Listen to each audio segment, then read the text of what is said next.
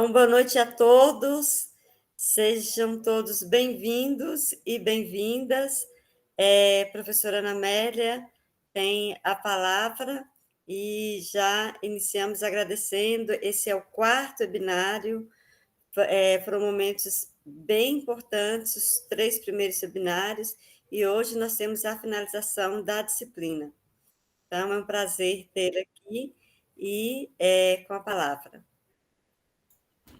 Gente, obrigada. Ana, muito obrigada pela abertura sempre. As meninas que estão aqui, André e Carolina, obrigada. Vocês que chegam, vamos ver, já estamos 25, a nossa média é uns 30 e pouco, por aí, já estamos chegando, o pessoal vai se aninhando, que é essa sensação que eu queria que vocês tivessem.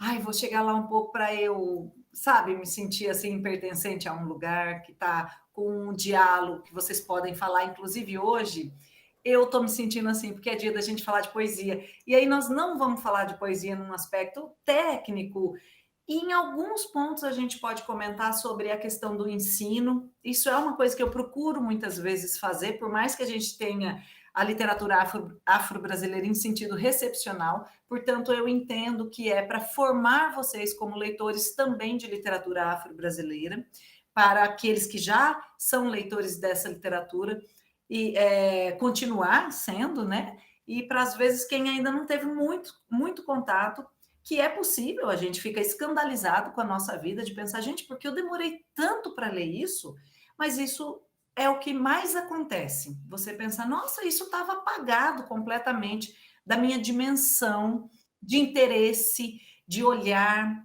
Então, eu hoje estou me sentindo nesse lugar de ninho, que eu falei que as pessoas vão chegando e vão ficando aninhadas, porque nós vamos falar de poesia para vocês, leitoras e leitores, e também pensando em algum vínculo que a gente pode fazer para dar o passo para a sala de aula, porque poesia assusta. Quando você fala, a gente vai ler um poema, ai, não entendo nada.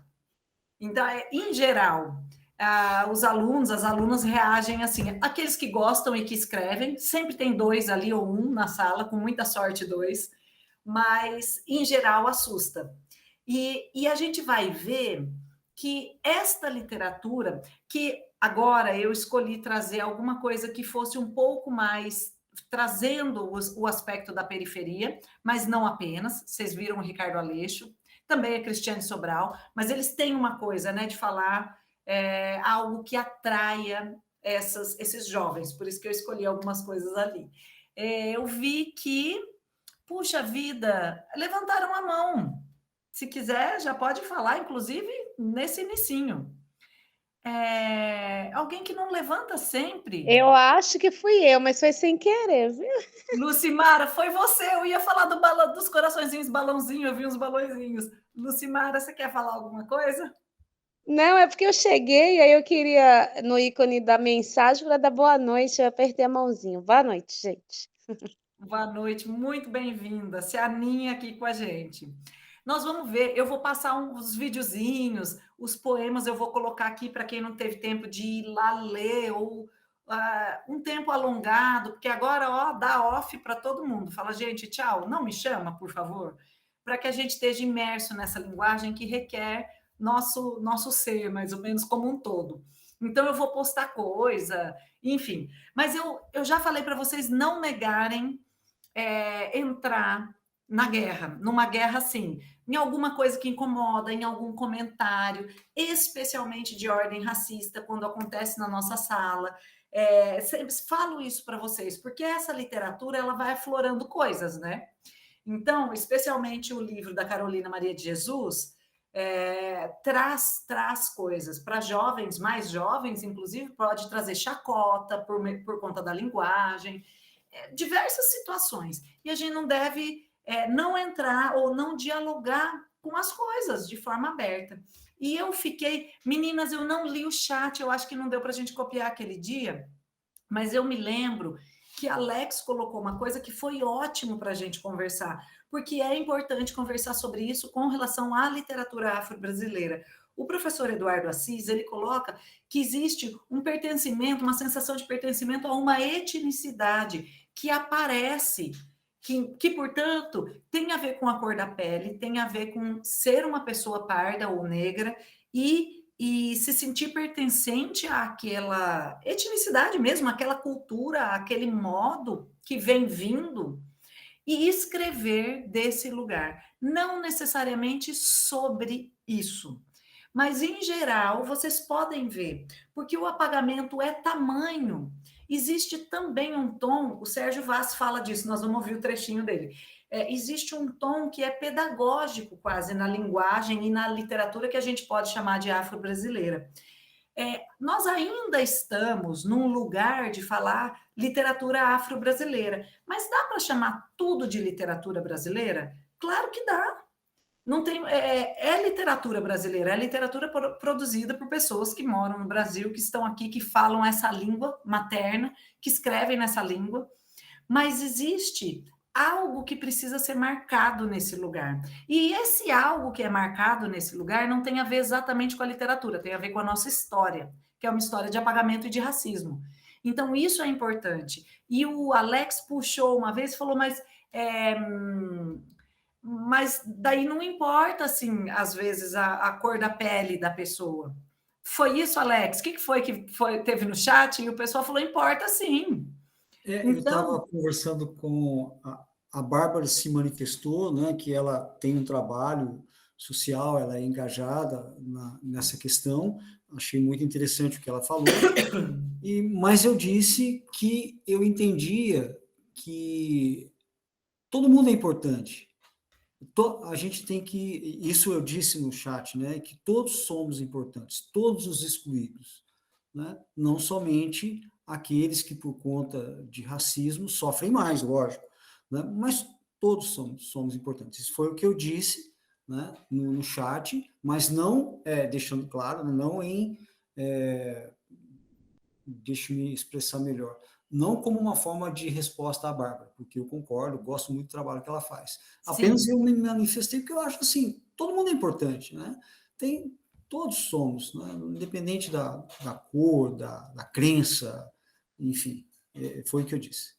Muito bom, e a gente sente isso, sabe disso, especialmente escolhendo ser professoras, professores, esse é um lugar para a gente muito bom, né? De acolher ou de receber e de aceitar e de tentar mediar conhecimento, sabendo que nós todos temos importância, mas não é assim que a gente vive.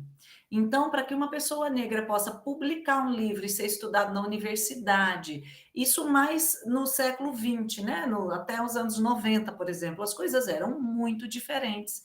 Então, a gente mora num país que a cor da pele importa.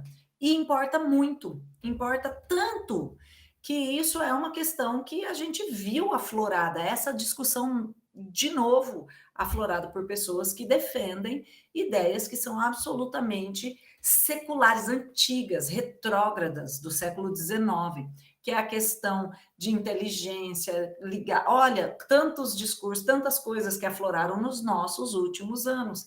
Então, não tem nada para dizer do que você diz, mas tem algo que é viver num país, em qualquer país, né? Viver num lugar social tem a ver com a história que a gente tem. Qualquer lugar que você vive. Na Alemanha, você vai ter que viver com aquela história, não apenas a do Holocausto, com a história que é a dimensão que vai formar esse sujeito, porque a gente é formado por dimensões. E a gente está no Brasil, e nós somos atravessados por um pensamento racista, e não dá para negar mais, porque a gente tentou muito. E tentamos tanto que parecia natural que isso não aparecesse. Bárbara, eu não vou te dar a palavra, não me mate, porque eu quero seguir, mas já eu dou, tá? É 1 minuto. Porque eu quero fechar esse pensamento. Então, há 2 cuidados. A gente... Ela riu, mas você fala... não de forma nenhuma, Alex, criando polêmica, mas é que para a literatura brasileira, afro-brasileira, a gente vai ter que fazer esforço, sabe por quê? Para trazer para os alunos, porque se a gente achar que tudo é literatura e que vai do gosto e que a gente vai se afinando e vai vendo o que é melhor trabalhar, a gente vai ficar sem ler. Até quando? E aí a gente se pergunta, nossa, por que demora 44 anos para conhecer uma autora tão importante nessa questão social, na fundação, num aspecto de linguagem diferente? Ela cobre muitas coisas que a literatura traz, falando do quarto de despejo. Pensando em Úrsula, a gente só lê o José de Alencar. Aí você pensa, mas por que não me deram esse Úrsula para ler? Me fizeram ler os 5 minutos, me fizeram ler Iracema, me fizeram ler tudo, e não dava o Úrsula para a gente ler. Então, é nesse ponto, tá, gente, que eu estou falando no aspecto educacional do nosso lugar de mediadora e de mediador, que a cor da pele importa. Você falar, rapaz, eu não tenho ninguém preto aqui, tem algum problema. Sabe por quê? Não dá para não ter, num país completamente plural e múltiplo, e que a cor da pele tem a questão, é atravessado por racismo, e se a gente não tem um livro que seja de uma pessoa, de uma escritora ou de um escritor negro, a gente sabe que nós estamos reproduzindo um modelo, que é o modelo brasileiro mesmo de apagamento. Por isso que eu digo, a cor da pele importa, Alex, porque você tem que fazer um esforço para ler as obras, para mediar as obras. Não porque você vai ler a obra apenas e mediá-la, posso ler qualquer coisa de alguém que é da pessoa negra que vai ser bom. Não, você adequa aquilo ao seu currículo, ao que você quer fazer, e é bom, porque você vai ler coisa que não é boa também. Você fala, não gosto, não vou trabalhar com isso. E tá tudo certo. A questão é, a cor da pele importa tanto que a gente, às vezes, pode ficar nesse mesmo lugar, reproduzindo uma cultura que não vai atravessar a etnicidade africana. E a etnicidade africana é importante para nós todos, brancos, pretos, indígenas, pardos, para quem mora aqui, imigrantes japoneses. Nossa, muito pensando no Sudeste. Imigrantes holandeses pensando mais no Nordeste. Então, esta etnicidade é muito importante, conhecer mais, entrar. Agora, a gente não está dizendo que tem que ler só porque é de uma pessoa negra, não. A gente está dizendo que nós precisamos fazer esse esforço de ler pessoas negras e mediá-las. Então, tanto que os melhores livros didáticos não tem quase nada de literatura afro. Pois é, Cássia, isso está mudando, tá? O pessoal vai falar aí no chat, na minha escola tem, mas eu já tenho essa coleção. Mas tem aquela.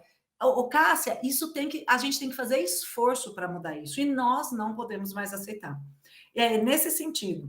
E aí eu vou mostrar para vocês uma outra face dessa moeda, que é muito perniciosa, que é ruim que aconteça. Espera aí que lá vem um vídeo aqui. Eu só tenho que ir. Vídeo.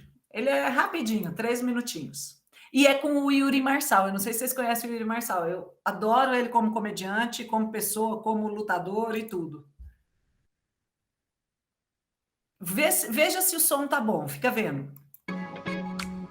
Hoje a gente conversa aqui com o Heitor Perazza. Tá bom? Tá. Então vou aumentar. E aí a gente... Sim, Paula, obrigada. Sim, tá bom. Boa, vou aumentar, vou voltar aqui e começar. Hoje a gente conversa aqui com o Heitor Perazza, escritor branco, que aqui a gente faz questão de lembrar que existe sim uma literatura branca nesse país. Heitor, como é para você um escritor branco dentro dessa questão da branquitude? É que eu não me vejo como um escritor branco, não, mas como um escritor só. Eu percebo que no seu livro você, apesar de branco, meio que evita, né, o tema da branquitude. Sim, é que essa não é uma questão relevante para mim. Mas você é branco e seus personagens são brancos. São. Vou te contar uma coisa, eu gosto de quando eu te leio, a gente meio que consegue ouvir a voz dos brancos, sabe? É um mergulho mesmo na cultura branca, na coisa do dialeto, das gírias ali, um por obséquio, não obstante que você põe. Como é que foi para você? Onde que você aprendeu o dialeto branco? Acho que foi na vida mesmo. E como é que foi a recepção dentro da comunidade branca? Foi boa, eu acho. Foi legal. Você não acha que tem uma coisa de uma inveja dos outros atores brancos que não tiveram a mesma projeção que você? Desculpa, uma inveja branca. Essa coisa da inveja, não sei, eu nunca senti, não. Assim. Mas eu preferia não falar só desse assunto. Será que a gente pode falar do livro? Ah, claro, não, do livro, sim. Não sei se você viu. Eu estava dando uma olhada no livro e eu percebi que as páginas são brancas e a última página, não sei se por acaso, está em branco. Não, isso é por acaso, sim, totalmente por acaso. Entendi. Eu consigo pegar alguma referência ali de Monteiro Lobato, Rubem Fonseca e Maurício de Souza, né? Olha, não, sinceramente, eu não vi nenhum desses três, não. Acho que não tem nada em comum entre eles e o livro, a não ser o fato de eles serem brancos. Não sei, porque eu vejo você, não sei se você se imagina nesse lugar, mas como um representante mesmo da juventude branca nesse país. Como é para você isso? Olha, você está falando aí, é a maior responsa, né? Porque normalmente os brancos eles vão para o mercado financeiro, alguns desviam vão para o congresso, para a fabricação de cerveja artesanal, e você não, você foi para a literatura. O que é muito difícil, né? Muito inusitado, um jovem branco. Como é que foi essa coisa de migrar para a literatura? Olha, sei lá, desde pequeno que eu gosto de escrever, Mesmo sendo branco. mesmo sendo branco. Que bonito isso. Heitor, muito obrigado. A gente conversou hoje com o Heitor Peraza. Foi uma honra para a gente mostrar para o nosso público que lugar de branco é onde ele quiser.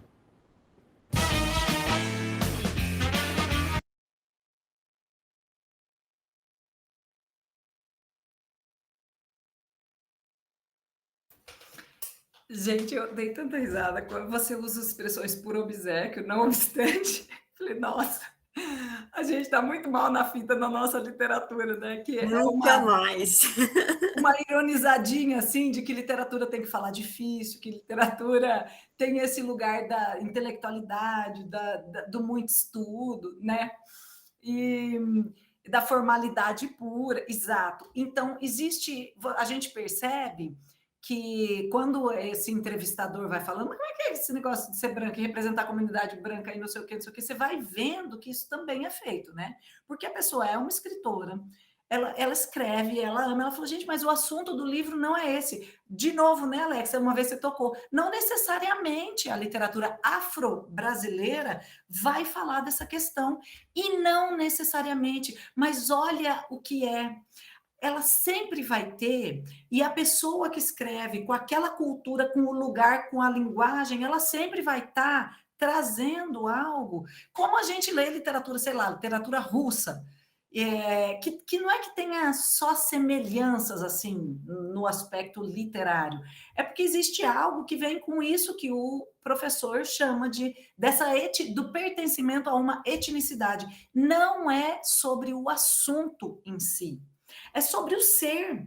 E aí, eu acho muito, muito importante a gente perceber essa crítica, que você dá umas risadas, mas assim, para não chorar, porque aí as pessoas brancas fetichizam a literatura negra, fetichizam no sentido de, um escritor, nossa, você é um escritor e não faz parte disso, como é que você começou a escrever? Aquela brincadeira, tem gente que vai ter cervejaria artesanal, e você foi para a literatura. Assim, que milagre é esse? Uma pessoa negra escrever livro.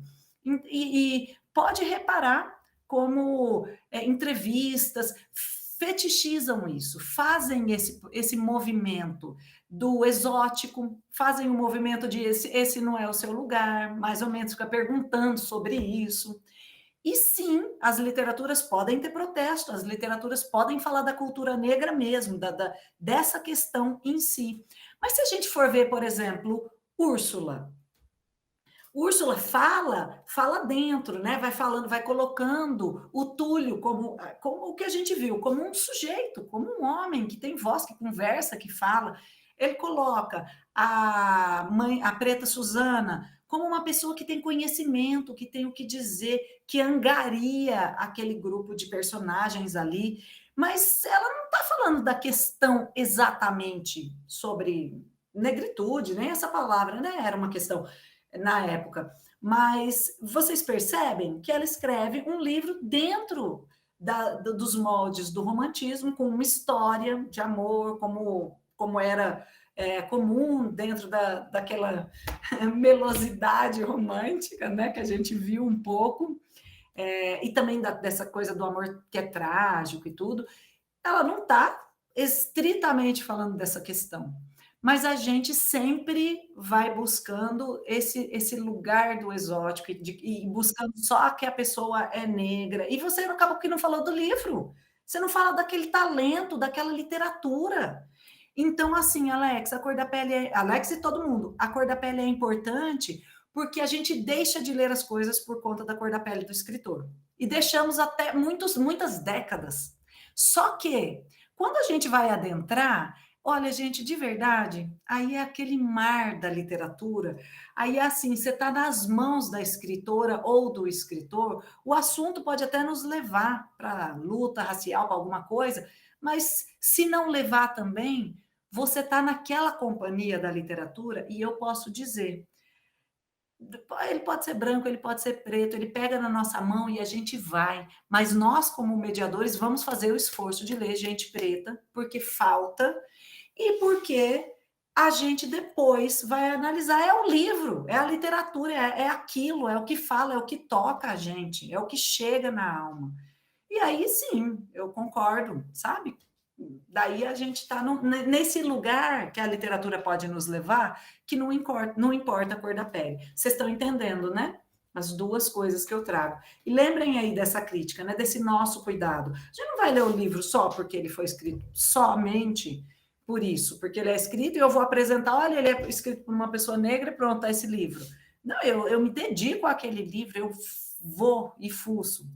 Então, eu tenho Bianca, tenho Alex e tenho Bárbara, e a gente vai fechar esse início da nossa aula. Deixa eu ler. Cimeia, você falou, eu não sabia que ele era lutador. Ele é lutador antirracista, não é lutador de verdade, lutador assim. Porque ele faz comédia, o Yuri Marçal faz comédia muito perspicaz, muito inteligente, colocando assim uns dedinhos na ferida. Ele é lutador nesse sentido. O objeto artístico, deixa eu ver. Pode pegar a palavra, Alex e Bianca, e Bárbara, se quiser, de volta. Professora, eu só quero fazer... Desculpa, Alex. O meu é só uma observação rápida.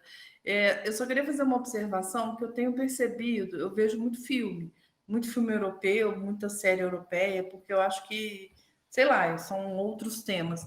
E uma questão que eu tenho percebido muito nesse movimento antirracista é colocar o negro sempre numa posição de destaque, mesmo que a série ou o filme não fale sobre racismo. Então, eu acho isso de uma nobreza tão grande, porque você dá destaque para uma etnia, mas sem necessariamente falar. Já está subentendido que somos todos todos iguais, né? Eu acho isso que é um caminho muito novo. Não sei se vocês já perceberam, mas é só isso mesmo que eu queria falar. Demais. Porque não necessariamente eu tenho que chamar uma pessoa negra para ela estar no lugar de quem vai falar sobre o racismo, para ela estar no lugar, sabe? Gente, é um ator, é uma atriz, está lá. Bianca, também gosto disso, percebo. São poucos os lugares que isso acontece, mas já percebo e, assim, gente, nós nascemos na época certa, as coisas estão mudando. Bora, Alex, você seja restrito não, sucinto, e Bárbara seja sucinta também. Tô amando ouvir vocês. Obrigada, Bianca. Ô, Ana, só para me posicionar, você comentou, né, que a cor importa, e ao falar isso, você mencionava o meu posicionamento na aula anterior. Bom, mas que está ótimo, viu? Não, que não. É sobre isso. Isso gera assunto, só é bom. Eu deixar clara a minha posição, né? Que senão pode parecer que eu me posicionei de forma inadequada. Não é isso. Lógico que a cor importa. Tanto importa que a gente vê o que acontece no Brasil e mundo afora, não é só no Brasil. O que eu disse no dia da aula, e eu repito, é que no meu ponto de vista, independente da cor, então não disse que a cor não é importante, independente dela, todos somos importantes, todos somos excluídos. Né? Então, eu queria deixar claro que eu tenho consciência do que representa ser negro no Brasil e no mundo, né? Porque os escravos, a escravidão aconteceu mundo afora, né? Inclusive na própria África. Né?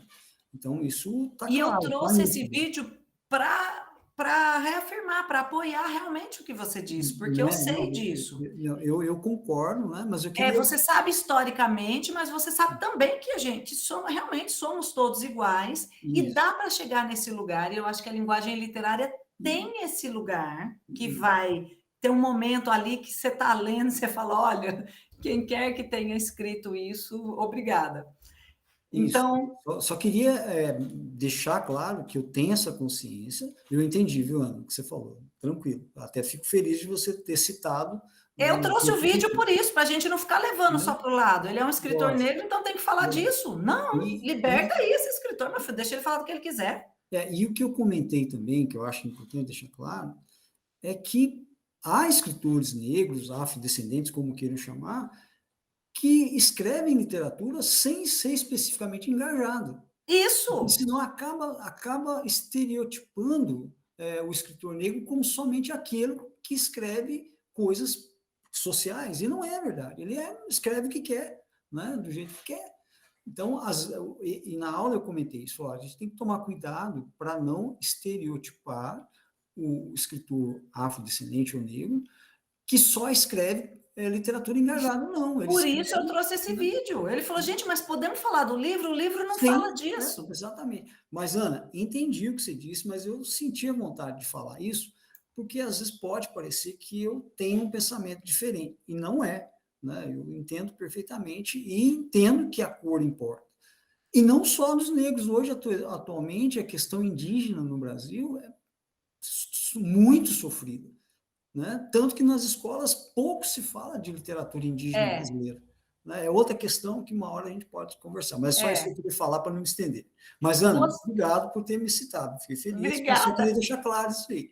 E reafirmando, inclusive, né, essa questão realmente desse cuidado da gente não apenas atrelar a literatura afro-brasileira ao assunto da negritude, da questão do negro, da questão do vínculo com a África, não é sobre assunto. O professor coloca que é o pertencimento a uma etnicidade, e aquela cultura vai vir, é na escrita, é no modo, é no jeito de falar. Você não viu, ele brincou aí com o não obstante, esse negócio que é uma formalidade que a literatura, eu poderia dizer assim, que a literatura branca ou a literatura mais acadêmica traz. Existe mesmo esse lugar de uma linguagem elaborada, né? Isso veio se desconstruindo.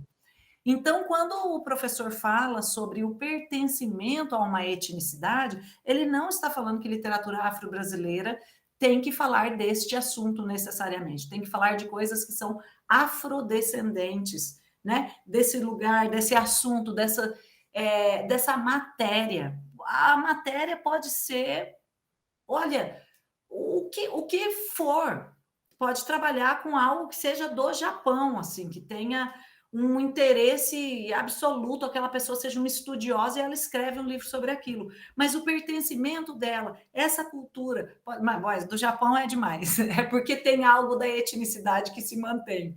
Mas o pertencimento e aquela cultura faz com que a gente possa ter isso que é chamado de literatura afro-brasileira. E eu trouxe porque eu valorizo demais, eu valorizei o que você falou, Alex, e é importante mesmo a gente não colocar nesse lugar como se fosse quase que uma amarra que tem que ser social e que tem que ser de luta aquela literatura. Não necessariamente, e eu escolhi o Ricardo Aleixo por conta disso, porque ele é um escritor que foi para outro lugar. Ele tem luta, tem às vezes o social, tem uma colocação, ele é um grande... Por que eu não posso... falou que eu não estou podendo compartilhar. Deixa eu tentar de novo. Daniel, já te passo.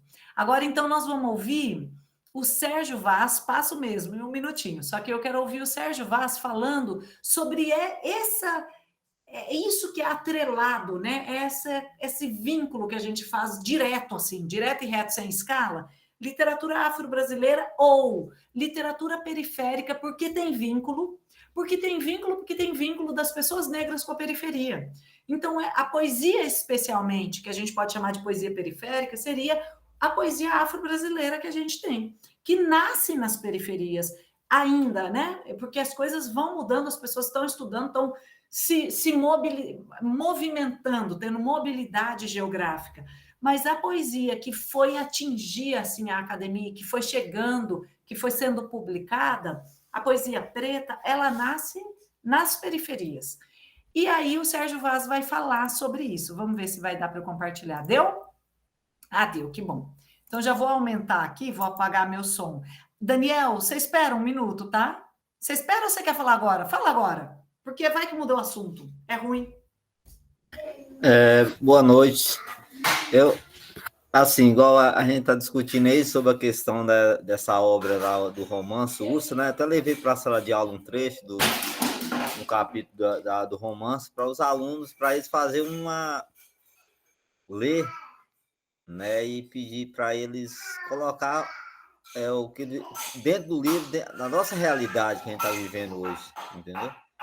Foi muito enriquecedor, né? Eles participaram bastante, né? Eles citaram a questão do racismo que está no Brasil, principalmente nesse cenário do futebol, né? A polícia americana, entendeu? Então, assim, é muito interessante trabalhar, né? Incentivar o jovem a respeitar, né? O negro, a respeitar esses descendentes africanos. Então, assim, porque é uma realidade que a gente está vivendo, que foi escrito nos livros há muitos anos e nós estamos vivendo, né, atualmente. Daniel, adoro te ouvir. Primeiro, porque você já levou um pouco. E eu queria dizer para vocês, mas isso não é nada científico e também isso não tem nenhuma pesquisa que não seja minha própria vida. O que eu vou dizer agora. Mas é por experiência e pela experiência de professora, pelo que vocês trazem, especialmente pelo nosso curso. Eu estou querendo dizer isso para vocês.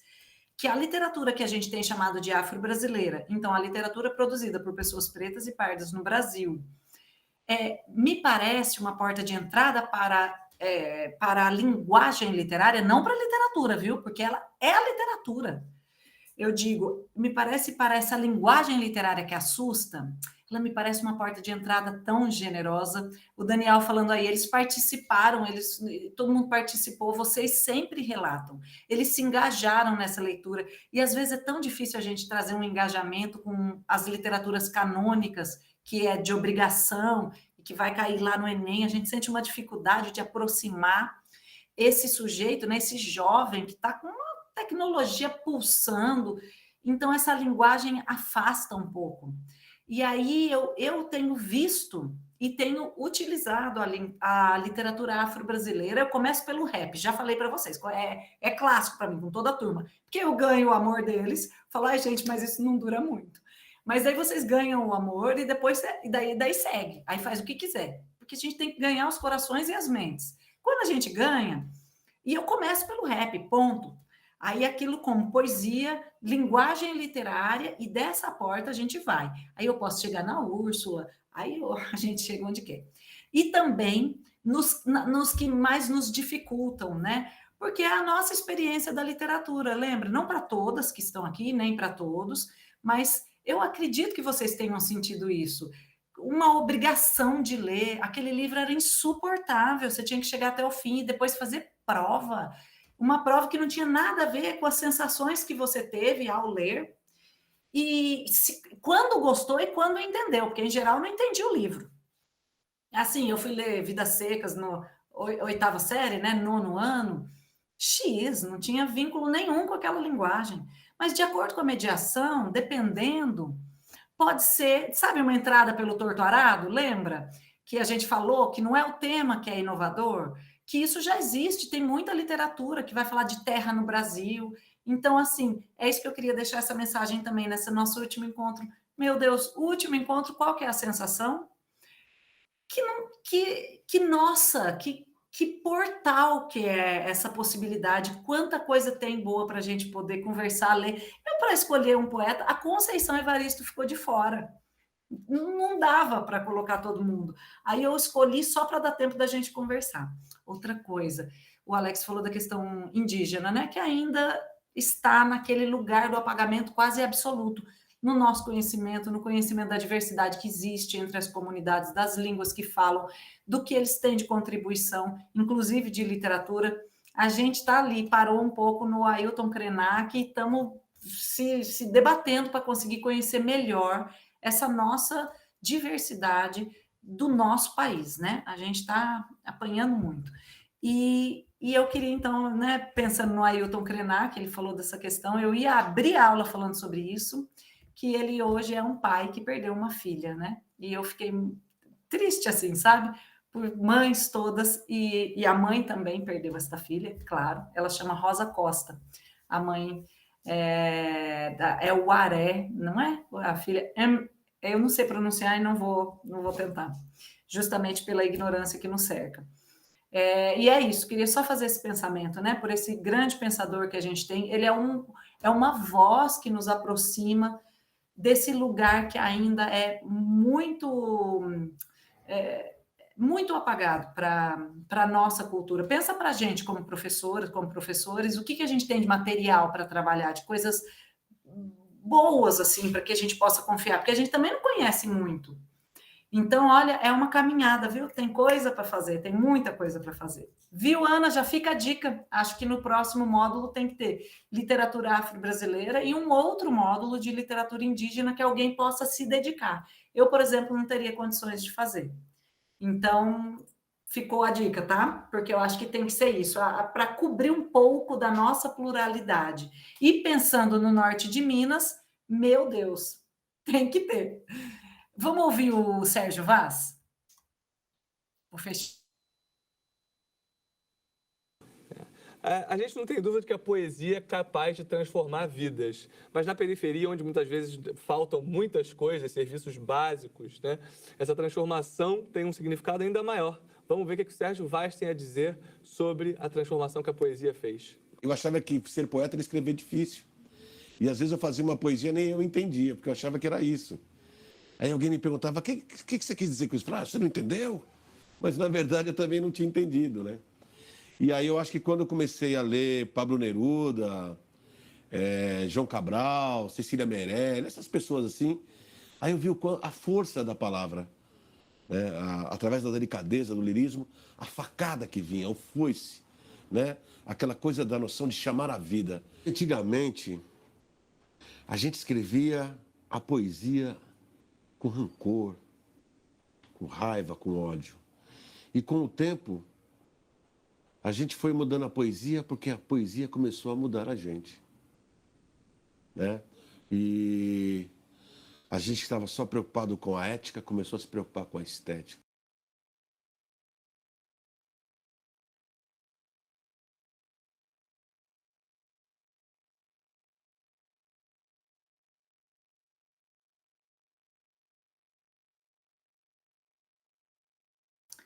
Gente, vocês estão me ouvindo?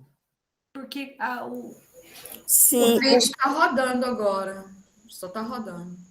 E o vídeo parou, porque eu acho que é a minha internet que deu uma falha aqui. Deixa eu ver se eu consigo. Mas olha, se não der, eu acho que tudo que a gente precisava ouvir foi. E a gente que estava só preocupado com a ética começou a se preocupar com a estética. Não vou ficar tentando, porque era isso que eu queria. Quando ele fala essa preciosa frase. A gente que estava querendo, que queria assim fazer poesia, né, mudar a poesia, percebeu que a poesia começou a mudar a gente. De repente ele começou a ler, eram pessoas brancas, era a literatura canônica, sim, mas era a literatura da palavra viva. Ele falou, a gente percebia a facada que vinha, a foice. A poesia era de chamar a vida. E eu achei muito importante que é esse lugar da gente não atrelar sempre a literatura afro-brasileira a questões sociais e de luta. Porque ele dizia, a nossa poesia periférica sempre era escrita com rancor, com ódio, de embate, assim, né? E, de repente, ele foi percebendo que havia portas, possibilidades, que ele poderia falar do que quisesse. E olha que poeta, que linguagem diferente da linguagem do obséquio, da linguagem do não obstante. Olha, eu vou ler uns pedacinhos para vocês que eu achei um máximo, umas chamadas assim do Sérgio Vaz, desse poeta que está falando. E vocês fiquem com isso na cabeça. A gente que queria mudar a literatura percebeu que a literatura não, a poesia começou a mudar a gente. E é sobre isso que nós vamos tentar chegar. Tem a questão da cor da pele, sem dúvida nenhuma, mas tem algo que é de uma travessia que chega numa linguagem que nos toca como seres humanos. Então, tem isso, é inegável essa dimensão de algo que toca a gente, que é branco, que é preto, que fala essa língua, que não fala essa língua, que é japonês, que é de qualquer, de qualquer gênero, que vai chegar até nós, sabe? E o Sérgio Vaz estava falando sobre isso, a gente percebeu que a poesia era de chamar a vida, e aí a vida, nossa, como um todo. E algumas coisinhas que ele escreveu que são muito boas de ler. As juras de amor não são mentiras de maneira alguma, são verdades com prazo de validade. Não confunda briga com luta. Briga tem hora para acabar. Uma luta é para sempre. Aí, essa aqui eu acho que ele está falando de coisa que ele não sabe. Estou brincando. As mulheres, quando beijam, não trocam saliva, depositam a alma. Se alguém diz... eu ia falar se alguém disser, né? Não, a poesia está escrita assim. Se alguém dizer, escolheu colocar isso, e está tudo certo, é a escritura dessa pessoa. Se alguém dizer eu te amo, vingue-se dela, ame-a também. Amei essa aqui. Vingue-se dela, ame-a também. Olha essa que beleza. No caminho do crer e não crer, vivo na dúvida do milagre. Entre as brumas da uva e do vinho, sou eu quem destila o vinagre. Caminho no chão em busca do céu, num fogo e água que não tem fim, porque não me esforço para acreditar em Deus, esforço-me para que Deus acredite em mim. É bom demais. Então você pensa se não é uma porta de entrada, se essa linguagem, se eu dizer, se essa linguagem não nos dá uma portinha assim de maior contato, para talvez a gente chegar, sem dúvida nenhuma, mas é que a Cecília Meirelles é um ponto assim na nossa literatura, né? Ela tem algumas especificidades, mas a gente não pode privá-los da Cecília Meirelles. Só que não é fácil chegar e falar, vamos interpretar um poema da Cecília? Vamos interpretar Bailarina. Essa menina tão pequenina quer ser bailarina, não conhece, né? Porque se chega num primeiro colegial, que não fala mais colegial, eu sei, tá bom, primeiro ano do ensino médio, e vai falar, vamos interpretar a Cecília Meirelles e traz uma pancada dela, você afasta, ao invés de aproximar. Só que tem um momento que aquela linguagem, que aquela alminha, que aquele solo está pronto para chegar. Não é porque ela seja melhor, não. É que a linguagem é burilada de um jeito, o assunto dela tem algumas coisas que talvez sejam demais no momento. Tanto que o Sérgio Vaz fala. De repente eu comecei a ler e sabe, esses grandes poetas e foram chegando nele. E eu o considero um grande poeta. Aí vocês viram a Cristiane Sobral, né? Vamos ouvir a Cristiane Sobral falando? Hoje é dia de poesia, gente. Eu falei, minha avó, eu já sou um pouco do jeito que eu quero, mas hoje eu vou ser muito do jeito que eu quero. Quem ouviu, põe aí, levanta as mãozinhas, faz aquelas reações aí que vocês fazem. Quem ouviu ou quem pôde ler, não vou mais lavar os pratos. Não, vamos fazer a reação? Ouviu, Alex? Você quer falar? Não, você só ouviu. Eu li e assisti ao vídeo. Foi, Bárbara? Boa. Eu acho que algumas pessoas podem não ter tido tempo. Você leu, Cássia? Ô, gente, alguém comenta antes de eu falar, antes de trazer? Você está fazendo com uma crônica com temática racial. Jerusa pode também. Aí eu quero saber dessa aula aplicada com rap e com essa crônica com a temática. Aí você lembra que a gente pode ter a temática, mas sempre o foco na literatura, de como você vai trabalhar, né? O poema dela... Você achou incrível, Cimeia? Tem uma sequência nos cadernos docentes da Olimpíada de Língua Portuguesa, né? Muito boa desse poema. Ai, que bom, se você quisesse fazer uma aula disso, ia ser bom, você não acha? Sua atividade aplicada? Apesar que a atividade aplicada está acabando o prazo, né, Cimeia? Não dá mais para a gente pensar em mudar o tema, mas ia ser bom. Aqui, alguém quer comentar antes? Comenta aí o que vocês acharam desse poema. Não vou mais lavar os pratos. Ô, Ana, já que você pediu para comentar, assim, o que eu percebo, assim, ela usou de algo que era muito comum para ela, que ela lavar os pratos, como uma chave para abrir, para negar o que ela era, né? Ela falou, não, agora eu quero, acabou, não lavo mais prato, agora eu vou fazer aquilo que eu acho que eu tenho que fazer, né? Ela colocou de lado o que impunham a ela e ela descobriu um novo mundo e falou, acabou, não lavo mais prato, assim como ela poderia falar, não lavo mais roupa para fora, não passo mais roupa, não arrumo mais casa. Mas parece-me que o lavar os pratos era aquilo que mais marcava a atitude dela. Então, ela usou disso para mostrar para o mundo que acabou, fechou, eu não estou mais para isso, agora eu tenho um outro caminho a seguir. E isso me lembra muito um livro, O Conto da Ilha Desconhecida, quando a empregada do castelo decide largar a mão de tudo e seguir o sujeito que pediu um barco. Né? Ela falou, não, acabou, não trabalho mais na faxina, agora eu vou ser a pessoa que vai ser dona do barco também. Então, foi isso que eu entendi. Muito bom você trazer o lavar os pratos como assim, um símbolo, né? Ela poderia falar outra coisa, mas o prato também tem aquela coisa do prato que a gente come, né? E essa simbologia da louça que você usa para subsistência, para você sobreviver ali, que você come. Também teria, para ela poderia ser lavar roupa, não aspiro, mas ela não varro mais o chão. Mas lavar os pratos tem algo que significa muita coisa, exatamente como o Alex disse, não é? Literalmente lavar os pratos. A Cimeia já deu a chave aí total. Bora, Bárbara, a palavra é sua, minha querida. Eu estava doida para você voltar. Boa noite, vocês estão me ouvindo? Então, peço perdão pela latição aqui, minhas cachorras estão latindo para a rua. Todo mundo quer participar. Nunca vi. A Frida Os é a mais filhos de Daniel, deixa tudo acontecer. Deixa eu só pôr o foninho. Até peço desculpas se eu estiver viajando muito na maionese, mas sempre quando eu vou interpretar as coisas, eu sempre gosto de fazer conexões com outras produções artísticas, com vivências de mundo e tudo.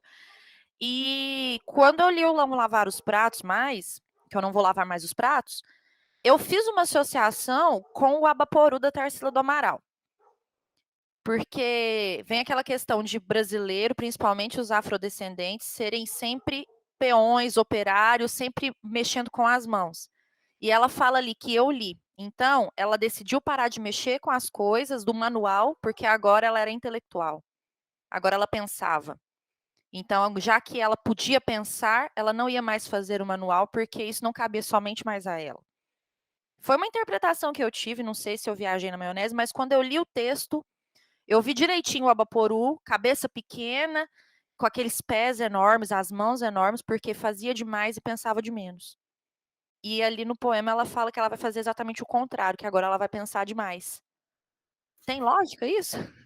Eu tive um professor maravilhoso, até a semana passada, ele é Sérgio Alcides, lá da UFMG. Ele é um professor de literatura, gente. Eu fui justamente porque ele pode estar em vias de aposentar em alguns anos. Eu falei, e é isso que vale a pena, você poder ouvir alguém que estuda, que vive com a literatura e que adora. E ele diz assim para os alunos, ele ouve com atenção, que eu fico assim, dedicando a vocês, sabe, indo no caminho que vocês estão propondo. Aí ele dizia assim, você tem um bom ponto aí, isso é uma boa ideia. Você vai voltar para o texto e você vai encontrar no texto chaves, possibilidades de você dialogar. Você argumente bem, que eu acho que você vai ter um bom caminho. Ele nunca diz para a gente, olha, realmente é isso, porque em literatura a gente só sabe se o texto nos permitir dizer. E aí você vai ler interpretações do Abaporu, e vai tentar, e vai argumentar bem. Eu acho que você tem um bom caminho, inclusive eu acho que você tem um bom caminho de aula para pensar. Só que não faz isso rápido. Vai construindo primeiro o texto, depois o quadro, né? A pintura. Enfim, você vai ter um caminho aí de planejamento. Porque deixa que eles cheguem, né? Senão a gente leva assim duas coisas ilustrativas. E aí, ilustração não toca o coração. Não era nem para fazer uma rima tão feia assim, tá, gente? Mas é que ela surgiu. Então, você tem um bom caminho de interpretação interartístico aí, né? Entre o que é maravilhoso você conversar. E aí você lembra sempre dessa Ut Pictura Poiesis, que é um trem antigo da poética horaciana que fala... Não, pesquisa aí, gente, o Google para mim, põe Ut Pictura Poiesis. Ela tem um lugar, né, que é a construção de uma poética, como a gente teve a poética do Aristóteles, não é a do Aristóteles. a gente tem essa poética construída em torno da ideia de que a poesia é como pintura. Irmãs, que elas são irmãs, que quando a gente faz um poema, o poeta, em geral, pensa em desenhar, em pintar um quadro. Então, fazer um desenho e constrói uma imagem. E a pintura, ela se mostra daquele jeito e a gente faz linguagem dela, porque a gente interpreta. Não é sensacional? Você tem aí a imagem, então você vai ter o Abaporu, aí você vai ter o poema. De um, você cria uma imagem, e do outro, você tira a linguagem, porque você constrói ideias. Tuque, tuque, tuque, tuque, tuque. E essa eu adoro, Ut Pictura Poiesis. Dá para você fazer, você não precisa passar isso para aluno, não, mas isso é gostoso para a gente perceber como essas linguagens conversam, né? A linguagem visual e a linguagem poética. Então, você tem caminho para seguir. Vou falar igualzinho meu professor, você tem um bom caminho, você só vai ter que ver se o texto permite. Bora ouvir a Cristiane Sobral? E aí eu quero que vocês já vão pensando, hein? Qual é a lei áurea de Dona Cristiane, tá bom? Que ela fala, está decretada a lei áurea. Eu acho tão forte aquele momento, gente. Eu, sou meio bobinha, eu choro. Deixa eu ver, não é esse... 30 mil coisas abertas, achei. Vou compartilhar. Agora, você pede para essa cachorrada ficar quieta, pede para a criançada parar, que nós vamos deixar de lavar prato. Mais lavar os pratos. Nem vou limpar a sujeira dos móveis. Mais lavar os pratos. Nem vou limpar a sujeira dos móveis, sinto muito. Comecei a ler. Abri outro dia um livro e uma semana depois decidi. Não levo mais o lixo para a lixeira, nem arrumo a bagunça das folhas que caem no quintal. Agora que comecei a ler, quero entender a estética dos pratos, a estética dos traços, a ética e a estática. Olho minhas mãos quando mudam a página dos livros, mãos bem mais macias que antes, e sinto que posso começar a ser a todo instante. Sinto qualquer coisa. Não vou mais lavar e nem levar seus tapetes para lavar a seco. Tenho os olhos rasos d'água. Agora que comecei a ler, quero entender o porquê. Por quê? E o porquê. Existem coisas. Eu li. Eu até sorri e deixei o feijão queimar. Olha que o feijão sempre demora para ficar pronto. Considere que os tempos agora são outros. Esqueci de dizer. Não vou mais. Você nem me espere, nem me chame. Não vou. De tudo que jamais li, de tudo que jamais entendi, você foi o que passou. Passou do alfabeto, passou da medida, desalfabetizou. Não vou mais limpar as coisas e encobrir a verdadeira sujeira, nem limpar a poeira e espalhar o pó daqui para lá e de lá para cá. Desinfetarei minhas mãos e não tocarei suas partes móveis. Não tocarei no álcool. Depois de tanto tempo alfabetizada, aprendi a ler. Depois de tanto tempo juntos, aprendi a separar meu tênis dos seus sapatos, minha camisa das suas gravatas, minha tela da sua moldura, meu perfume do seu cheiro. Sendo assim, não lavo mais nada e olho a sujeira no fundo do copo. Sempre chega um momento de sacudir, de investir, de traduzir. Não lavo mais pratos. Li a assinatura da minha lei áurea escrita em negro maiúsculo, em letras tamanho 18, espaço duplo. Aboli. Não lavo mais pratos. Quero travessas de prata, cozinhas de luxo e joias de ouro. Legítimas. Está decretada a lei áurea. Você não é preguiçoso. Você apenas está fazendo as associações erradas. Não, Jaqueline, é isso que eu tenho vontade. Não dá, é isso. Fala, Jaqueline, com a gente. Você abriu. Nossa, Jaqueline, eu estou te esperando há séculos. Falei, gente, queria que uma mulher negra nos comentasse um pouco esse poema, Tem melhor poema para 13 de maio? Não tem. E para 13 de junho? Também não tem. Foi só um mês depois. Jaqueline, a palavra é sua. Conta para a gente o que foi, como é que chega esse poema aí. Olá, gente. Boa noite, tudo bem? É um poema muito forte, né? Porque mostra que uma mulher negra, uma pessoa negra, quer mostrar também a força de sua intelectualidade, porque o corpo negro ele sempre é visto como algo que está aí para produzir, né? Para produzir não a produção intelectual, mas a produção maciça, o trabalho pesado, né? E fala de uma mulher que quer produzir a intelectualidade, quer entender o formato dos pratos, a essência, dar voz a esse pensamento que muitas vezes ele foi e é silenciado. Então é muito bonito. Eu acho que é isso que eu tenho para dizer hoje.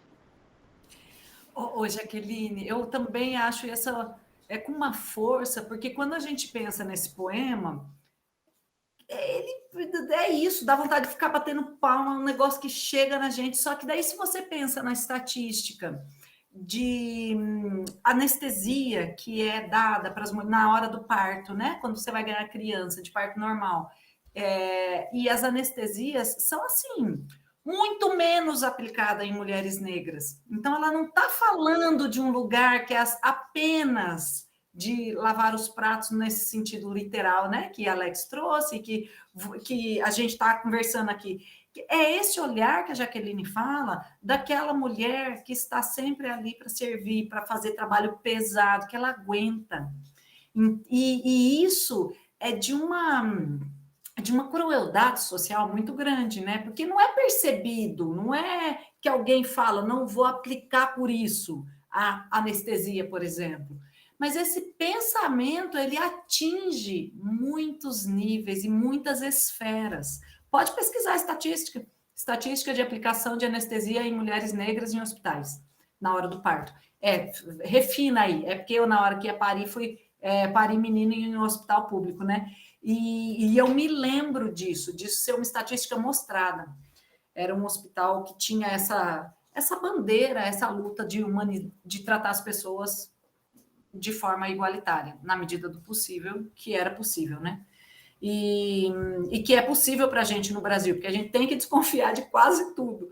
Então, eu me lembro disso que me chocou absolutamente. E ela fala desse lugar de uma libertação total. E eu falei, né? Fica dessa coisa da Lei Áurea. Ela fala, eu quero joias de ouro. Aí eu morro com aquela parte. Legítimas. Merecedora, sabe? Porque a joia de ouro, lembra da Carolina Maria de Jesus? A nossa foto de entrada, colar de pérola, xicrinha de café, supostamente, né? Não é o lugar dela. Mas, gente, que negócio é esse? De você usar uma colar de pérolas e tudo, especialmente para a época, porque aí, de novo, você tem que ver quantas escritoras negras publicando havia. Dá Google aí, 1960. Ela publica em 60, né, gente? Ela morre em 77. Isso. Ela escreve em 58, começa o diário que a gente tem em mãos, porque o diário dela é muito maior, vocês viram isso? Que é uma outra face, né? Dessa mulher intelectual. Eu vou só aproveitar o que eu quero, aquele editor. E aí eu gostaria que vocês comentassem, Alex e Jaqueline, vou dar a palavra para vocês, e daí vocês já podem também comentar este verso. Depois de tanto tempo alfabetizada, aprendi a ler, tá bom? Tá com vocês aí. Alex está primeiro, Jaqueline está depois. Manda. Não, só para comentar a expressão que ela usa, né? Está decretada a Lei Áurea, e ela fala isso depois que ela cita que ela quer ter uma cozinha com pratas, joias de ouro legítimas. E eu entendo isso como sendo algo que diga o seguinte, eu tenho direito a ter o que é bom, né? Eu não preciso ter só a imitação, né? Eu não preciso ter só o que sobra, né? Está decretada a Lei Áurea, a lei daquilo que é bom, né? Não a Lei Áurea da libertação, mas nesse aspecto. Eu queria comentar um negócio bem rápido, Ana, lembrando o que a Bárbara disse sobre o Abaporu, se você me permite, é bem rapidinho. O Abaporu significa homem antropófago. E ele foi pintado pela Tarsila na época em que o Oswald de Andrade, acho que era marido dela, escreveu o Manifesto Antropofágico, né? Que era a deglutição da literatura das pessoas. E uma coisa interessantíssima, que os antropófagos brasileiros, eles ingeriam carne humana por 2 motivos.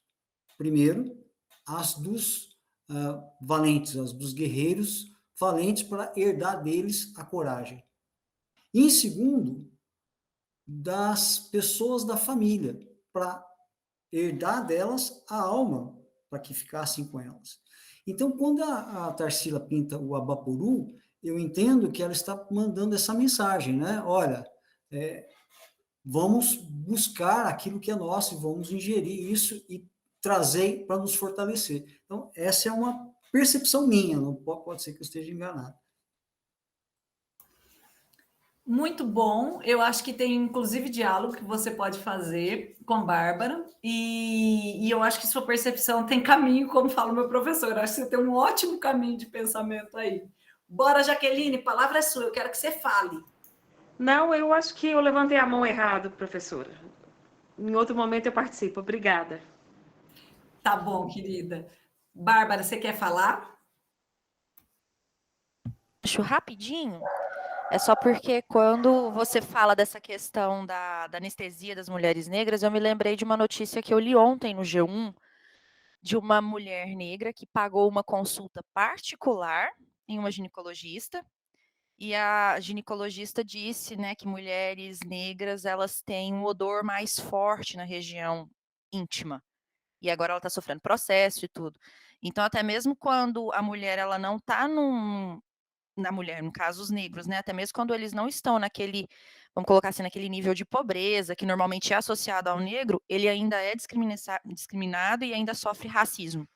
É só porque eu fiz um gancho com essa notícia de ontem, né, aí até mesmo dentro de um ambiente em que as pessoas estudam para saber que todas as pessoas, elas têm a mesma anatomia, têm a mesma estrutura biológica, elas às vezes cometem o racismo de uma forma muito estruturalizada, né, e de uma forma muito, assim, natural, né. É só porque me veio agora realmente isso na cabeça, era só para fazer esse comentário mesmo, eu consegui tecer com o que está acontecendo agora. Elísia pode comentar, querida. Só assim, eu estou ouvindo todo mundo e estou pensando em mim. Ai, que vergonha. Vou até abrir o vídeo para vocês verem que eu estou morrendo de vergonha. Ai, não vou lavar mais pratos, meu Deus. A gente estuda. Você também não quer? Bora! A gente tem diploma, pós-graduação, mais graduação, mais pós-graduação e voltamos para casa para lavar prato. Ai, meu Deus, eu só consigo pensar em eu lavando meus pratos. Entende? O grito dela é aquele da libertação que a gente... Nem a gente se liberta da gente mesma, de lavar os... Só que ela está falando num lugar das mulheres também, viu, Elísia? Então, é um todo, né? Meu Deus, é muito forte, porque... É muito forte. Eu também sou negra, mas não só para nós negras, para todas nós, né? As muito loiras no salto alto também lavam seus pratos, mesmo que não sejam pratos de louça na pia. Às vezes, pratos até muito mais sujos do que esses de louça na pia, né? Elísia, deixa eu falar, esse verso, olha, tem versos... Uai, tá ruim o som para vocês? Não, tá ótimo. Ah, para mim deu, mas acho que é... Ela fala assim, ó, não vou mais lavar as coisas e encobrir a verdadeira sujeira. Eu acho esse verso sensacional. Não vou mais lavar as coisas e encobrir a verdadeira sujeira. Eu era tão jovem quando uma mulher falou assim, eu não aguento mais ser a estrutura emocional da minha casa. Ela tinha lá, sei lá quantos filhos, e do marido, e de todo mundo. Então, tá com ruído. Rainon, eu tirei, era o fone. Vou ficar sem fone.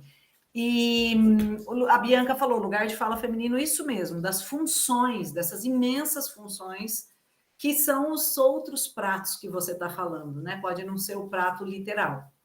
eu fico assim, esse poema, ele rende tanto, e pensa se ele não é uma porta de entrada para falar, inclusive, sobre o lugar da própria família para os jovens. Estou pensando na gente como professora, como professor, mediando. Se não toca, quero joias de ouro legítimas. Está decretada a lei áurea, e áureo ligado a ouro, né? A gente tem que pegar a palavra, viu, gente? Nós estamos fazendo aqui de conversa de adulto, mas a gente vai na palavra, porque eu quero também que vocês cheguem nesse... Tem 2 versos nesse... tanto tempo alfabetizada, comecei a ler, aprendi a ler, e depois ela fala que começou a ser. Mas bora ouvir. Franciene, quero te ouvir demais, que você não fala sempre, e Cimeia, quero te ouvir demais também. Gosto de ouvir quem não fala e quem fala. Então, professora, eu não conhecia esse poema, igual eu estou adorando fazer, porque é novo para mim. Mas o que eu gostei muito foi na parte que ela fala, esqueci de dizer, não vou mais. E ela fala mais, resolvi ficar um tempo comigo. Então, é como se ela tirasse um peso e falou, agora eu posso fazer o que eu sempre quis. Então, isso me chamou tanta atenção. E ela fala, resolvi ler sobre o que passa conosco. Então, ela não se envolveu sozinha. Ela englobou todas as pessoas que passam e vivenciou a mesma coisa que ela vivenciou. Então, isso é de uma profundidade. Chega a doer, né? Ela fala, agora eu não quero mais. Já resolvi. E não precisa nem chamar, que ela falou, nem me chame e nem me espere. Então, assim, de uma atitude tamanha de bater no peito e falar, agora eu posso fazer o que eu quero. Ô, Franciene, eu amo essa parte que ela fala, não vou mais, aí para, porque a gente está acostumado com mote. Ela cria um mote no poema, não vou mais lavar os pratos, não vou mais lavar os pratos. Aí ela diz, nem me chame, não vou mais. Aí não vou mais nada, a gente completa. Isso mesmo, não lava prato, não faz nem isso, não faz nem aquilo. E ela está decidida, e isso é bom, porque ela decidiu, não vou mais. Então não precisa chamar, não precisa fazer. Ela já resolveu. Então, essa decisão, essa ousadia dela, depois que ela fala agora, já teve a Lei Áurea, então, assim, é libertador. O Franciene, e ela tem um verso também. Vocês voltem para o texto, viu, gente? Eu já ensinei letramento literário para vocês. Eu mato vocês se vocês ficarem no assunto. Olha lá, porque a gente tem que trabalhar com o tema, o assunto é aquele do fundo, é isso que a gente está trazendo, é o que a gente está puxando. Só que a gente volta para o texto, Lei Áurea, daí ela fala do ouro logo antes. E o significado do ouro, quem é que pegava ouro nesse país, minha gente, nesse estado que vocês moram? Ai, agora eu não moro mais, enxugando as lágrimas, momento. Aqui, ela fala, olha a frase, o verso, você pega o verso, a Franciene acabou de falar uma coisa, olha o verso, e sinto que posso começar a ser a todo instante. Que negócio é esse? Posso começar a ser a todo instante? Ela não era, não? Eu tenho que perguntar isso para minha criançada. Olha, Cimeia, você... Sheila, não, Franciene. Ah, Franciene, estou te vendo. Então, esse verso é fundamental. Sinto que posso começar a ser a todo instante. Aí você volta para o poema sempre. Franciene, pode falar mais alguma coisa se você quiser, senão te agradeço demais. Gostei muito, viu, professor? Igual eu gostei também que ela fala, passou do limite, passou da medida, passou do alfabeto. Então, assim, para ela já deu já. Então, essa postura que ela toma, que ela é como se ela abrisse, né? Abre alas que eu estou passando, que agora é minha vez. Isso, agora é minha vez. Se ninguém me olha, ótimo, eu que vou me olhar. Sabe, passou da medida. Olha, né? Porque a gente tem ali uma separação, né? Vocês perceberam depois dos sapatos. Mas não é necessariamente só uma separação efetivada, isso nós não vamos saber no poema, tá? Tem uma imagem que está construída, mas pode ser essa mulher que vai começar a ser a todo instante. Ser quem, minha gente? Ser ela mesmo. Vai lá, Cimeia, quero te ouvir. Sheila, quero te ouvir demais. Jerusa, também estou te vendo. Boa noite. Quem é primeiro? Era Cimeia, mas agora é você. Ah, beleza. Boa noite para vocês. Eu gosto muito de pensar, quando eu ouço um poema desse, com todas as discussões aqui, eu gosto muito dos intertextos que existem, né? Das intertextualidades que existem dentro desse texto. E tem uma letra de uma cantora, né, que Eu gosto muito dessa letra porque é como se a mulher estivesse se libertando, a mulher negra, né, que está se libertando, e essa música dialoga com esse poema, que é a Dona de Mim, da Isa, né? Já me perdi tentando me encontrar, já fui embora querendo nem voltar. Penso 2 vezes antes de falar, porque a vida é louca, mano, a vida é louca. Sempre fiquei quieta, agora vou falar. Se você tem boca, aprende a usar. Sei do meu valor e a cotação é em dólar, né? Porque a vida é louca, mano, a vida é louca. Eu sou apaixonada com essa música. Sininho, eu penso que ela é tá falando de aula. Isso, né? Então, assim, ela dialoga muito com o poema. É a mulher mostrando o seu valor, é a mulher mostrando que esse não lavar o prato é a libertação não só dos trabalhos domésticos, mas da escravidão que a mulher carrega para ela, né? Que a mulher, ela é sempre a responsável por parir, cuidar e outras coisas mais, né? Então, assim, eu penso que são letras que podem trabalhar dentro de uma intextualidade, dentro do mesmo contexto, tá ok? Era isso que eu tinha que falar. Desculpa se eu viajei em maionese também, tá? Não, você já começou uma aula, né, para a gente poder pensar. Então, você chega com uma música da Isa, vai ter aquilo que eu conto para vocês. Primeiro, vocês façam com que eles amem vocês, depois você vai navegando. Então, Bianca, obrigada, um beijo, viu, por você estar aqui. Nosso último momento, a gente continua em contato. Professora, eu acho que você deveria ficar mais. Eu também acho, eu vou ficar aqui até às 10, quem quiser fica comigo. Aqui, eu posso falar rapidinho o que eu vi também, de novo? Pode. Ô, Cimeia, você deixa, né? Sim, ué. Pode. Então, eu gosto muito de trabalhar gramática com meus alunos, e agora, Leno, a gente pode trabalhar o imperativo afirmativo, quando ela fala não lavo mais, e podemos trabalhar também o pretérito perfeito, que é a ação totalmente concluída. Então, isso acho assim, uma forma dos meninos o quê? Aprenderem, né? Concluiu a ação, ela não quer mais, não volta atrás. E o imperativo, né? Não lavo, não faço, não me chame. Então, assim, é fantástico para trabalhar. Reprovado. Tô brincando. Reprovado. Ô, Franciene. Não, a Sheila tá mais. Ô, Franciene, faça isso muito depois. Tá bom? Promete para mim, dedinho com dedinho. Pode deixar.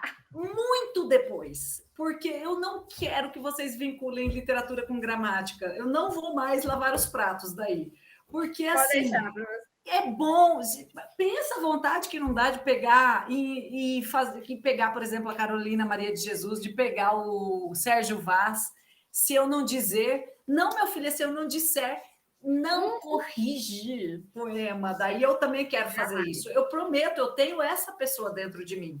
Eu era uma aluna de análise sintática que adorava. Eu faltava em algumas provas, quando não dava tempo de estudar. Minha professora falou, mas que negócio é esse que só ter dor de barriga na faculdade? Aí, porque eu não tinha estudado, eu faltava nas provas. Aí, eu estudava depois, eu era meio doidinha. Aí, o que acontece, Franciene? Esse vínculo, ele não é nocivo, mas ele é viciado dentro do Brasil, da nossa estrutura educacional.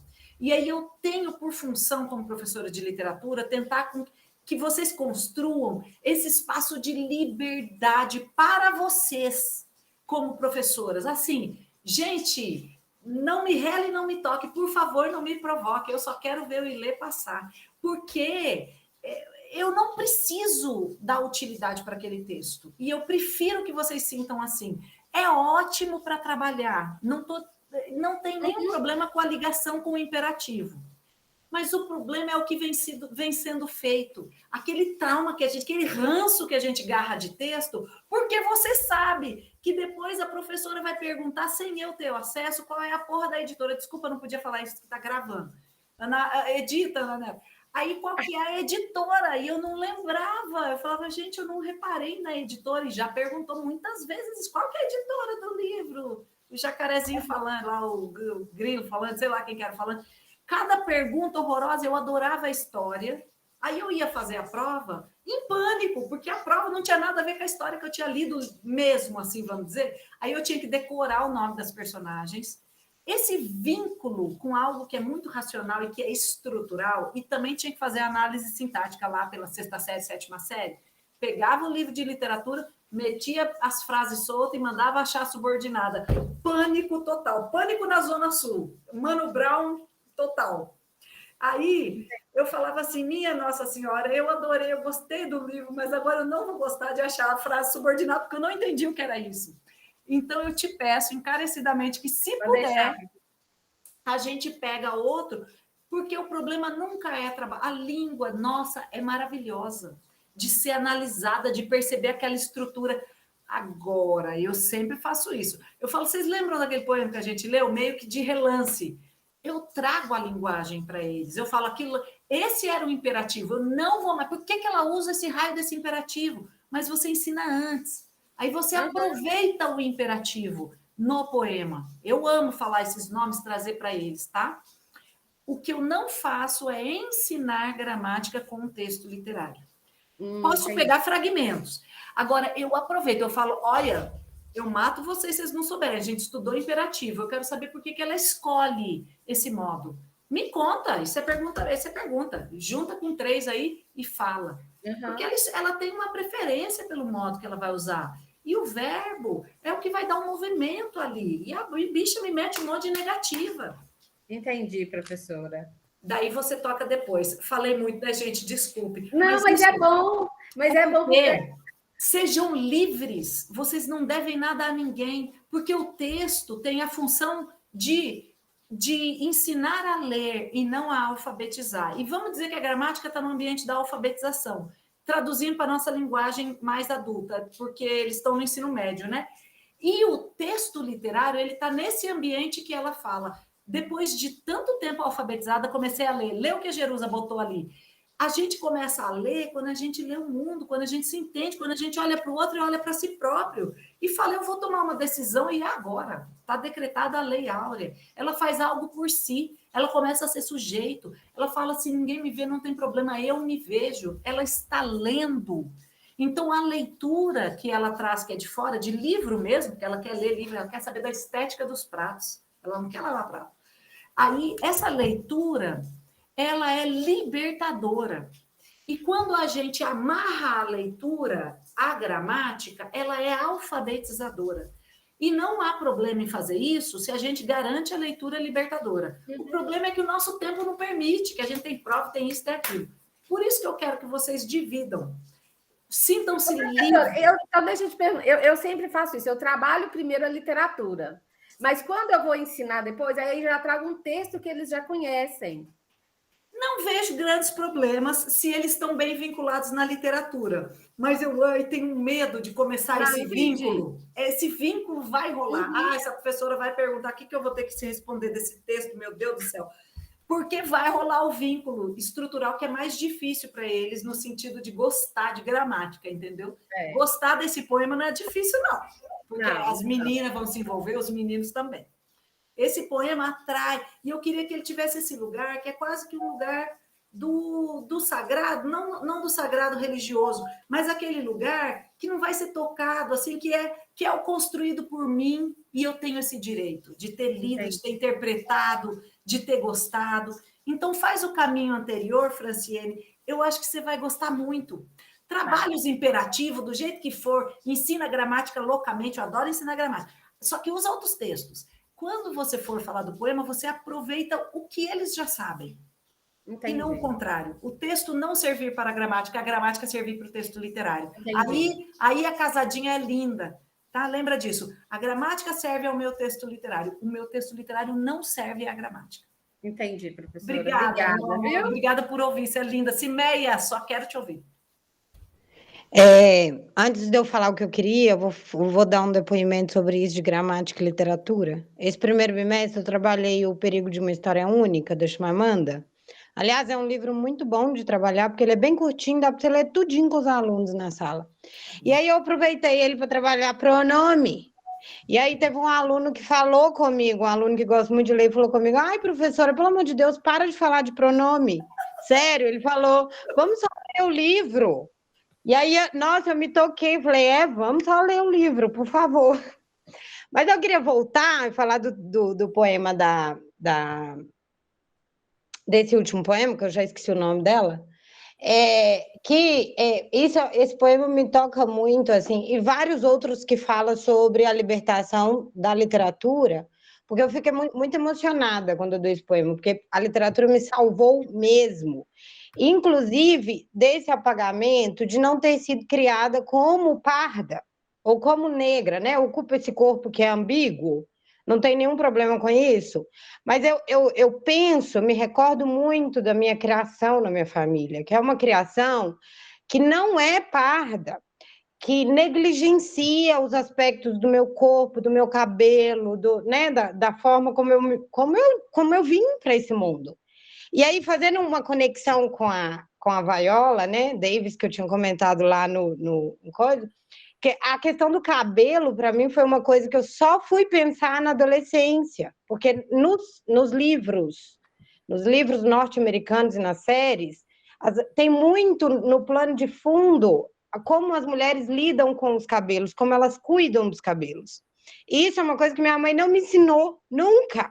Minha mãe amarrava meu cabelo bem apertadinho, e chegava uma determinada idade, as meninas começavam a relaxar o cabelo, nada contra, né? Cada um usa o cabelo como quiser.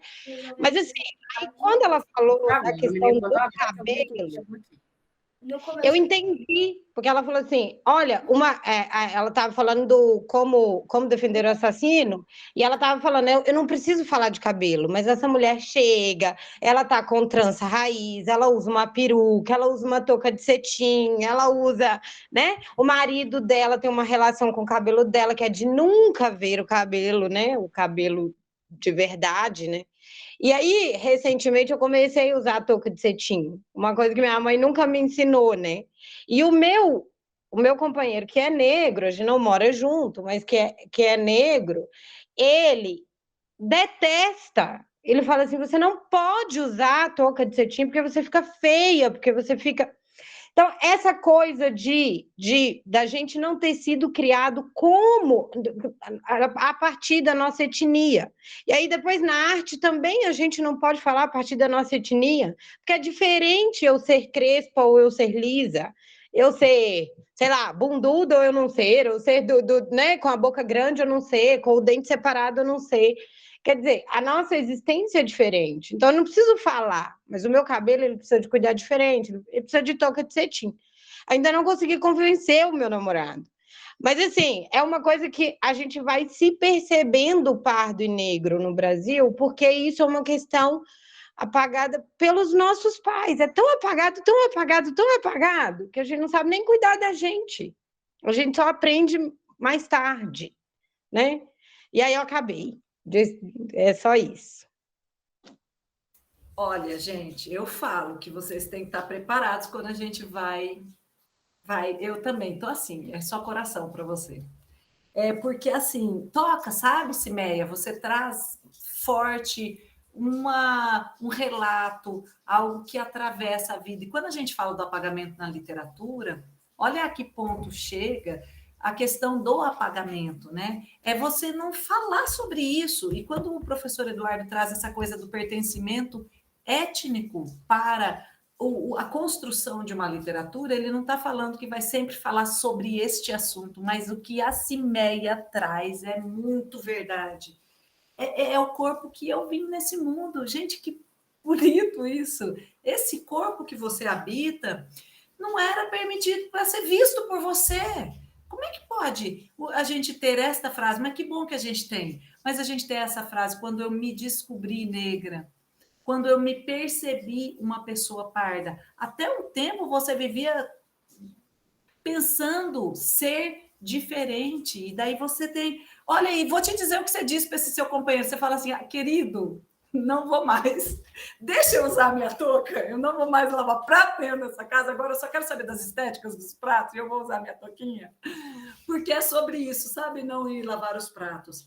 A gente se constrói à nossa maneira.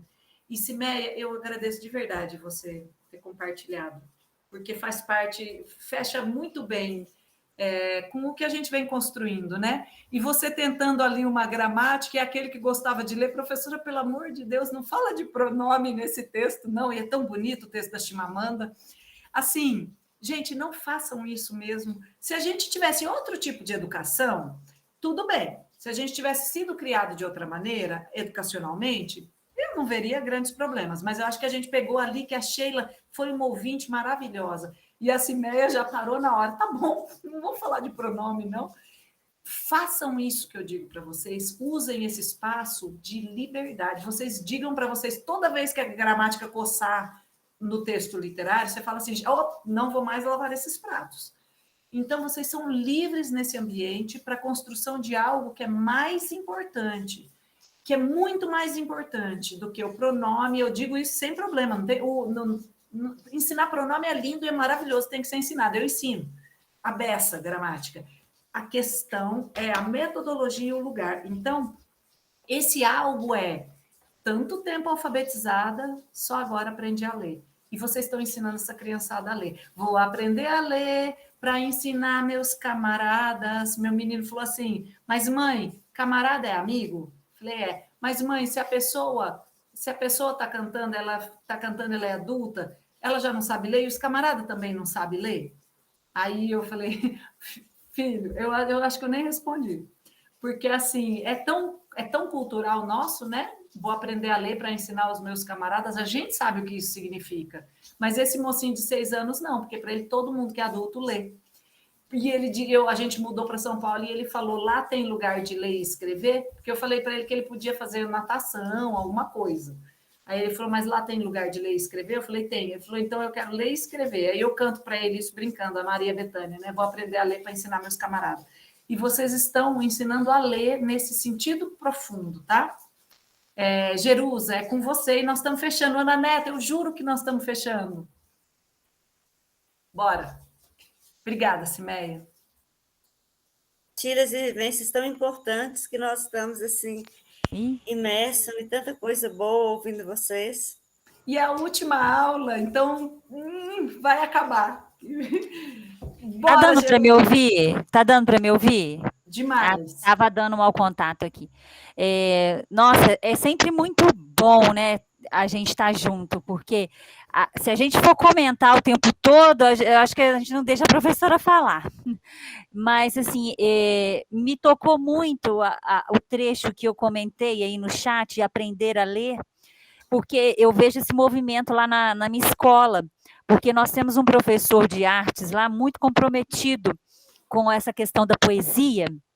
Ele, tanto na arte estética de grafitar a escola e de produzir isso com os alunos, quanto na arte de produzir poesia, a poesia dos meninos. Nós temos um slam lá na escola, e o grito do slam é poetize-se, poeta.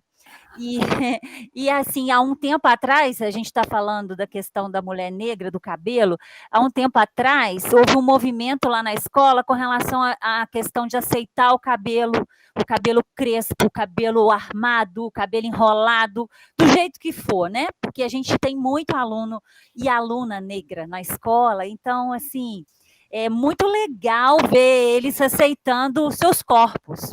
E essa questão que você pontuou, professora, do apagamento dos nossos pais, é muito gritante, porque eu não vejo nem como apagamento, como sufocamento, porque eles não tiveram a possibilidade de aprender a ler.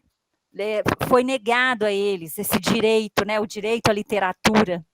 E hoje, só para fechar, hoje eu escutei um filósofo das ruas criticando o Neymar, falando que ele é de uma perversidade absurda, que ele não tem consciência. Aí ele falava da questão do incentivo das crianças para jogar futebol, e deixando de lado a possibilidade de instrução, né, da intelectualidade, do estudar mesmo.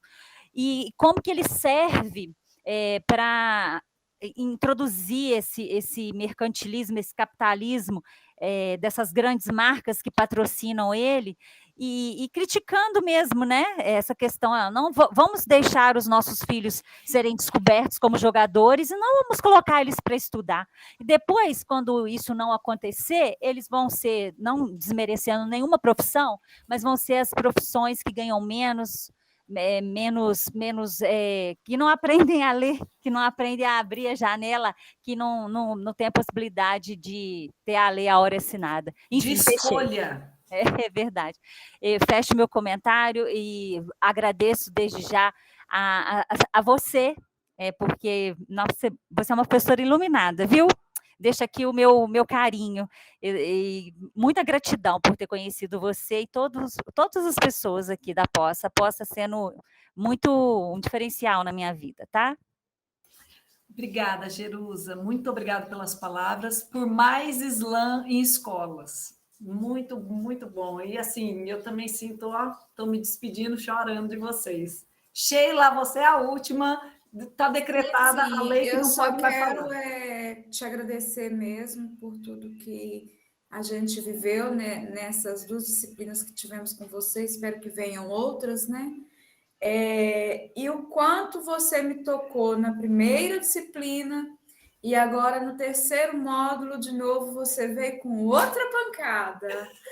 A facada chega, você outra viu, facada. Você me deu uma facada lá com olhos d'água e eu não podia deixar esse módulo acabar sem te agradecer pelo módulo 3, né, das memórias lá, o quanto que depois, se você tiver a oportunidade de ler lá o meu texto, eu acho assim que foi pequeno, eu fui reduzindo para caber lá, mas a vontade, eu me vi assim, escrevendo um livro. A minha mãe estava assim, peraí, o pessoal vai usar esse texto para escrever um livro.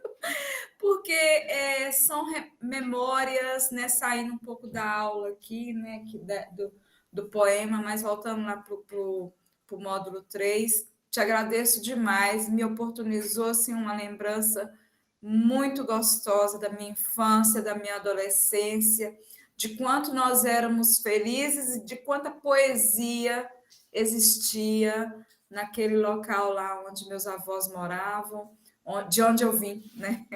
Então, muito obrigada por tudo, tá? Muito obrigada. Eu vou, então, começar a fechar. Gente, nós deixamos de fora o Ricardo Aleixo, aquele mestre das palavras. Para começar do título, Pesado Demais para a Ventania. Então, vocês curtam esse poeta, levem-no para a escola, porque seus alunos vão amar. Só isso que eu digo. Ô, Nayara, eu também. Eu choro porque eu sou dessas, tá? E tudo bem. Aqui... Jonas, pessoal escrevendo, todo mundo que está aqui, estamos com 34, a Cimeia, foi muito bom a gente poder, Mariana, muito obrigada, Áurea, olha, tem a nossa lei Áurea, eu quero deixar uma mensagem assim, bem marcada, que o poema da Cristiane Sobral fala em símbolo, né, dessa coisa, não lavo mais os pratos, e ela quer joias de ouro legítimas, está decretada a Lei Áurea. Vocês lembrem disso para as aulas de literatura. Chega com isso, sabe? Vocês não devem nada para ninguém.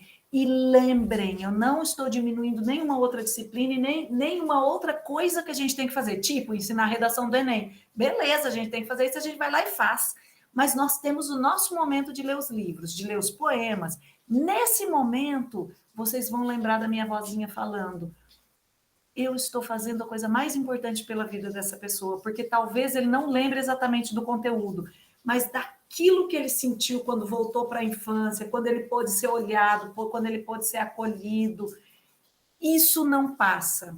E isso é o que ensina a gente a ler, não a nos alfabetizar, né? Que ensina a gente a ler, para a gente decretar as nossas leis áureas. E é isso que nós queremos para eles, né? Que eles possam parar de lavar pratos, em todos os sentidos, não o prato em si. Porque esses continuam, viu? Quem que falou? Foi a Elísia, né, que abriu. Esses continuam. Muito obrigada. Vocês são maravilhosas e maravilhosos. E eu sempre disse desde o primeiro, vocês aqui estão no front. E porque a gente está em guerra, tá? Nós estamos em guerra com um sistema de educação muito tradicional, extremamente conteudista. A gente está em guerra com prazos insanos. A gente está em guerra com volume de coisas para fazer. Só que tem calmaria, tem possibilidade de planejamento e de ajustar. E literatura é essencial para a vida. A Natália Correia é uma poeta portuguesa, ela fala assim, subalimentados do sonho, a poesia é para comer. Então, ela alimenta tal qual o alimento. Porque sem sonho, sem desejo, sem o que fazer, sem vontade, né? Vocês sabem, a gente não vai. E se eles tiverem isso... Rapaz, eles vão gostar até do José de Alencar com vocês. Estou falando mal desse pobre coitado, né? É porque é um absurdo a gente só ter lido José de Alencar no século XIX. Um beijo para vocês. Regina, que bom ver vocês que vão participando de vez em quando. Foi muito bom.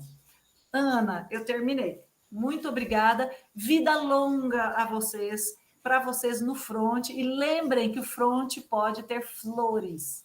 Um beijo, gente. Valeu demais pela participação. Vocês brilharam mesmo. Que a aula foi construída. Olha, Jerusa disse que você é iluminada. Concordo muito com as palavras de Jerusa. Nós queremos agradecer pela partilha. Agora, o que fica do primeiro módulo, do segundo módulo, a importância de ser um professor inspirador, de ser uma professora inspiradora. Olha como que você está nos mostrando o nosso papel de educador, de educadora, de professora, quando nós estamos na sua aula. O tempo todo eu fico pensando, olha a diferença que faz um professor que tem empatia e que sabe exatamente do seu poder transformador e de fazer isso com muita, mas com muita consciência do que eu estou fazendo aqui e como que eu posso melhorar e fazer com que o outro cada dia melhore. Olhe como que eu fico repensando as minhas aulas e como todos aqui também fazem a mesma coisa, e também como ser humano. Então, isso é realmente o que Jerusa fala, é iluminar e inspirar. Muito obrigada pela partilha. Cada vez que nós estamos na sua aula, é muito, muito, muito comovente. E nós saímos, eu tenho certeza, pessoas melhores. E a pós-graduação, a especialização em ensino de língua portuguesa e literatura brasileira, cada dia ela mostra principalmente como que os professores estão atuando e como que eles podem cada vez mais estar antenado à expectativa do aluno e atuar melhor. Aprendi muito nessa convivência, nas suas aulas e com a partilha dos alunos também. Muito obrigada. Se nós tivéssemos uma formatura, né, gente? Ana Amélia ia ser paraninfa, madrinha, ia fazer uma festa, não era assim? Ai, como eu queria essa formatura. Eu também quero. Você ia ser a nossa paraninfa. Eu também quero. Eu só vou se tiver vinho, porque daí eu mesma é que sei destilar o vinagre.